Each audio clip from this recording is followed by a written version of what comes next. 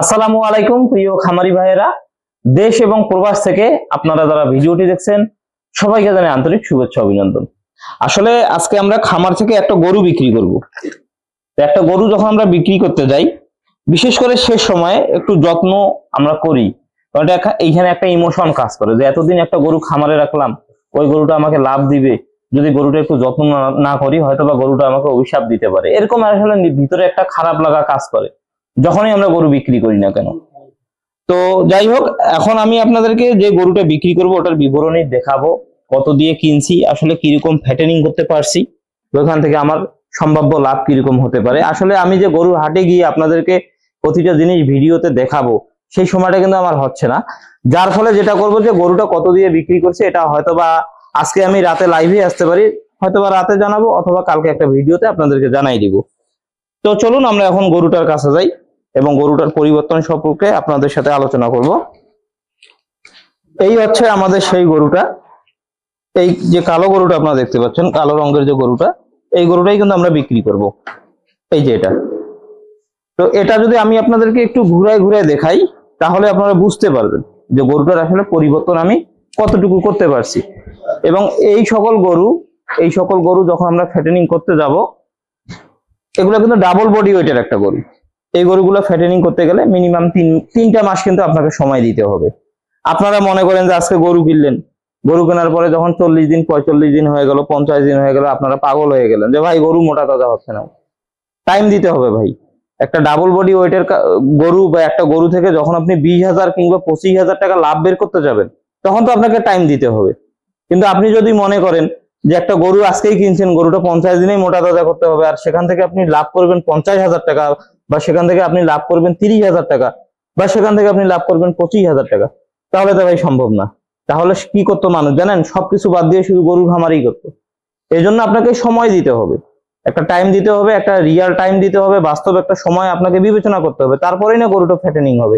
এই গরুটা আপনারা খেয়াল করে দেখুন কিরকম হৃষ্টপুষ্ট হয়েছে। শুধু হৃষ্টপুষ্ট মানে গরু শুধু পিছনে মাংস লাগলেই হবে না, গরুর মাংস লাগার ধরন অনেক জায়গায় আছে। এখানে আমি আপনাদেরকে ক্যামেরাটা ক্লোজ করে দেখাবো। আমরা যেটা একেবারেই সহজ ভাবে যেটা বলি সেটা হচ্ছে গরুর পিঞ্জার যেটাকে বলি, বা গরুর বাতা যেটা বলি। বাতা বুঝতে পারছেন? এখানে যে স্টেপ গুলো থাকে দেখুন, এগুলো কিন্তু প্রতিটাই কিন্তু ঢাকা গেছে। তারপরে এখানে দেখুন, এই যে এইদিকে যে গরুটা আছে, এই যে পাটা দেখুন, এগুলো কিন্তু সব ঢাকে গেছে। আমি আপনাদেরকে একটা হাড্ডি গরু দেখাই, এইদিকে আসলে পরেই বুঝতে পারবেন। এই যদি আমি এই গরুটা আপনাকে দেখাই তাহলে দেখুন, এই যে হাড়, এই হাড়টা কিন্তু দেখা যাচ্ছে, এই হাড়টা দেখা যাচ্ছে, তার মানে এইগুলা মাংস ভরাট করতে হবে। এখন এটাতে আসুন, এখন দেখুন এটাতে কি হাড়টা দেখা যাচ্ছে? কখনো না। তার মানে এই গরুটা কিন্তু আমার একেবারেই হৃষ্টপুষ্ট হয়ে গেছে। এখন যেটা কথা আপনারা অনেকেই আমাকে জিজ্ঞাসা করেন সেটা হচ্ছে যে গরু যে আমরা ফ্যাটেনিং করি, আসলে যে খাবারটা আমরা গরুকে খাওয়াচ্ছি এটা দিয়ে ষাঁড় গরু ফ্যাটেনিং করবো নাকি গাভী গরু ফ্যাটেনিং করবো? ভাই ফ্যাটেনিং তো ফ্যাটেনিং এই, আমি বারবার একটা কথা বলছি, ফ্যাটেনিং এই, সেটা ষাঁড় হোক সেটা গাভী হোক।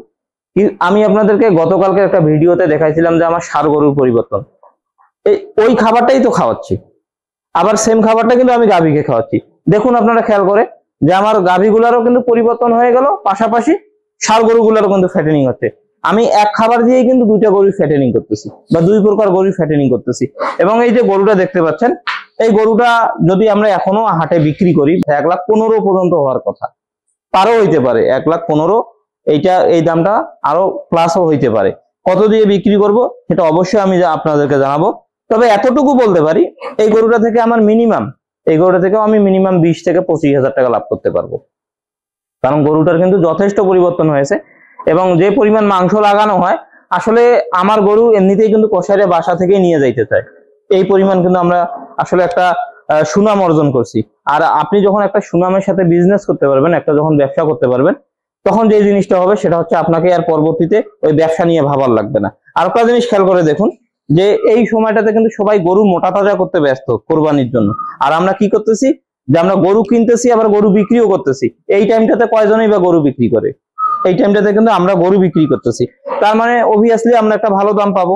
কারণ এই সময় কিন্তু গরুর বাজার ভালো যাচ্ছে, এটা তো নিয়মেই। কারণ এই সময় কিন্তু কেউ আর গরু মোটা তাজা বা গরু উৎপাদন করতেছে না, খামার থেকে আর গরু বের করতেছে না, আর আমরা কি করতেছি? গরু মোটা তাজা করে বিক্রি করতেছি, পাশাপাশি আরো গরু নিয়ে আসতেছি। সুতরাং আমাদের এটা কিন্তু একটা চক্রাকারে চলতেছে, একটা সাইকেলিং সিস্টেমে চলতেছে। আর আপনারা যারা আমাকে প্রশ্ন করেন যে ভাই গাভী মোটা তাজা করব নাকি ষাঁড় গরু মোটা তাজা করব, এই সকল সুযোগ সুবিধা দেখে আপনারাই বিবেচনা করতে পারেন যে আসলে কোনটা করবেন। আমার ক্ষেত্রে কেন জানি মনে হয় যে গাভী গরুটা আমি সারা বছরই করতে পারতেছি, আর ষাঁড় গরুটা কিন্তু স্পেসিফিক ভাবে শুধু কোরবানিকে বা শবে বরাত বা নির্দিষ্ট কোনো কিন্তু আমরা অকেশনকে বা নির্দিষ্ট কোনো আমরা একটা অনুষ্ঠানকে টার্গেট করেই কিন্তু আমরা করে থাকি, কিন্তু গাভীটা কিন্তু সারা বছর করা যায়। এই হচ্ছে মূলত বিষয়। তো আমার গরুর পরিবর্তনটা কিরকম হয়েছে সেটা অবশ্যই আপনারা জানাবেন, এবং সম্ভাব্য দাম কত বিক্রি করতে পারি সেটাও জানাবেন। ইনশাল্লাহ আমি আপনাদেরকে পরবর্তী ভিডিওতে এর আসলে দামটা সম্পর্কে আপনাদেরকে জানাই দিব। তো সবাই ভালো থাকবেন, সুস্থ থাকবেন। আল্লাহ হাফেজ, আসসালামু আলাইকুম।